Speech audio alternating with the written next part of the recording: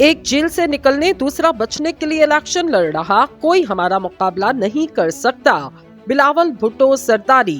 Chairman Peoples Party Bilawal Bhutto Zardari का कहना, एक जेल से निकलने के लिए और दूसरा जेल से बचने के लिए इलेक्शन लड़ रहा है। बिलावल जरदारी का कहना था, इलेक्शन में कोई खिलाड़ी और ना कोई हमारा मुकाबला कर सकता। एक इलेक्शन इसलिए लड़ रहा कि जेल से निकल जाए और दूसरा इसलिए लड़ रहा कि जेल से बच सके, लेकिन मैं अवाम के मसाइल के हल के लिए इलेक्शन लड़ रहा हूँ।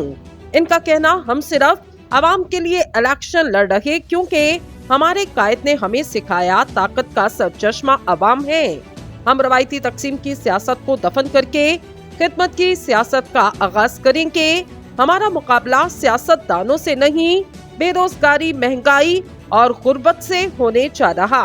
कोहाट में वर्कर कन्वेंशन से खिताब में बिलावल जरदारी का कहना था, कौम को बताना पड़ेगा जुल्फिकार अली भुट्टो के कत्ल में कौन मुलव्विस था। भुट्टो के अदालती कत्ल के सहूलतकार कौन थे।